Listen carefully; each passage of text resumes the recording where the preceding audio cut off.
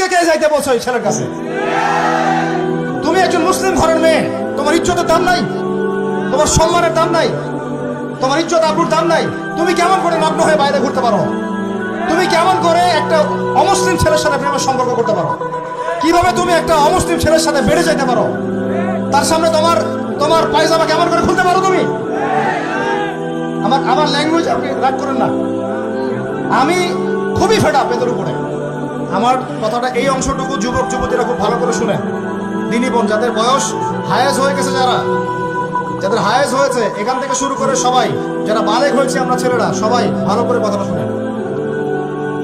বাংলাদেশে পিছন থেকে একটা নতুন সমস্যা রাইজ করতেছে।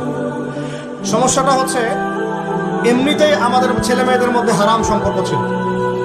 এর স্কুলে কলেজে বিশ্ববিদ্যালয়ে যাচ্ছে, ফ্রি মিক্সিংয়ে পড়াশোনা করছে, বাসায় পর্ন দেখছে, ওখানে গিয়ে মেয়ের সাথে হারাম সম্পর্ক হচ্ছে, তারপরে প্রেমের সম্পর্কের নামে জেনা হয়ে যাচ্ছে, জেনা হওয়ার পরে ছেঁকা খেয়ে মাদক, তারপরে গান বাজনা, বাদ্যযন্ত্র ইত্যাদি ইত্যাদি, জীবনটা শেষ।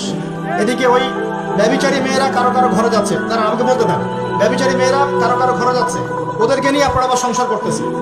এই হচ্ছে না সিচুয়েশন?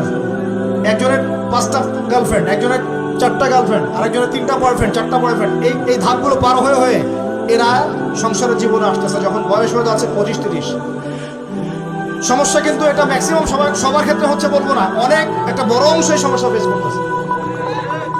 এর মধ্যে এই ফ্রি মিক্সিং এর মধ্যে শুরু হয়েছে নতুন একটা জিনিস, যে ভালোবাসার আবার লিঙ্গ কি, ভালোবাসার আবার এখানেই শুরু হয়েছে ছেলে ছেলে জেনা করা, মেয়ে মেয়ে জেনা করা, ছেলে ছেলে জেনা করা, আর কি বললাম বলেন, মেয়ে মেয়ে জেনা করা। নাউজুবিল্লাহ।